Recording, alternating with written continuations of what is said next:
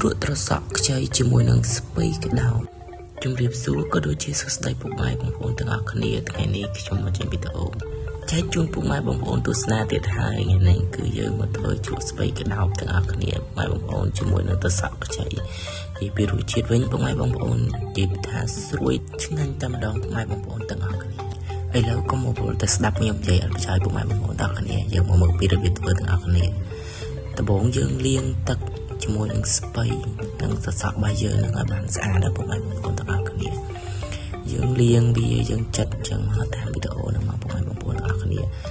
ចិតតាមចំណងចំណូលចិត្តពុកម៉ែបងប្អូនដែលចង់បានថាចង់ចិតបណ្ណាល្មមចិត្តប៉ុណ្ណឹងមកពុកម៉ែបងប្អូនទាំងអស់គ្នាយើងយកស្នូលរបស់វានឹងចោលពុកម៉ែបងប្អូនទាំងអស់គ្នាយើងយកតែសាច់ស្ពៃរបស់យើងមកឆ្ងាញ់ស្ពៃក្តោបរបស់យើងចាត់ពីជាដុំមកយើងហែកមើលថាវាល្អអត់អញ្ចឹងពុកម៉ែបងប្អូនទាំងអស់គ្នាតើមកយើងយកវាមកលាងទឹកចាត់ឲ្យយើងយកមកលាងទឹកម្ដងទៀតពុកម៉ែបងប្អូនឆ្លៀតពេលហ្នឹងយើងមកដាំទឹកវិញពុកម៉ែបងប្អូនតើមកយើងដាំទឹកវាពុះមកទង្រាំយើងចិត្តត្រសក់និងស្ពៃរបស់យើងរួចទឹករបស់យើងក៏វាអាចនឹងចិត្តពុះចឹងហើយយើងមកចិត្តត្រសក់ជាកង់ហើយពុកម៉ែបងប្អូនដោយសារតែត្រសក់យើងវែងបើយើងដាក់ទាំងវែងទៅអត់ទាំងដល់ម៉ែបងប្អូនចង់បានវែងដាក់វែងចង់បានខ្លីដាក់ខ្លីដូចខ្ញុំអញ្ចឹងពុកម៉ែបងប្អូនព្រោះដោយសារខ្ញុំចូលចិត្តដាក់អញ្ចឹងហើយវាទៅនាំមើលយ៉ាងទីវាស្អាតផងដែរបន្ទាប់ពីយើងរៀបដាក់អញ្ចឹងហើយយើងធ្វើការរងចាំទឹករបស់យើងពុះឥឡូវទឹកយើងក៏បានពុះហើយអញ្ចឹងយើងចាប់ផ្ដើមដាក់គ្រឿងចូលបន្តិចមកពុកម៉ែបងប្អូនយើងដាក់អំបិលបន្តិចមកហើយយើងដាក់ប៊ីចេងបន្តិចដែរមកថែមស្ករក្រហម1ស្លាបព្រា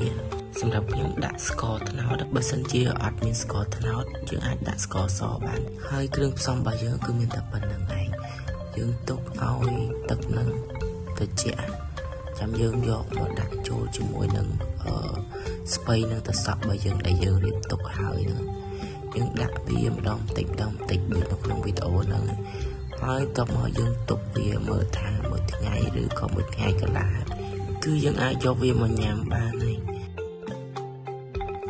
ហើយនេះបន្ទាប់ពីខ្ញុំទុកបានមួយថ្ងៃកន្លះពុកម៉ែបងប្អូនយើងយកវាមកញ៉ាំជាមួយនឹងត្រីអាំងស្រស់ក៏ដូចជាត្រីងៀតពេលថ្ងៃពុកម៉ែបងប្អូនថាឆ្ងាញ់តែម្ដងតោះមកមើលខ្ញុំញ៉ាំទាំងអស់គ្នាតែបញ្ជាក់សូមកុំហៀទឹកមាត់ព្រោះអ្នកបញ្ចូលសម្លេងមិនសូវប្រកែកធ្វើទេប្រកែកញ៉ាំតែម្ដង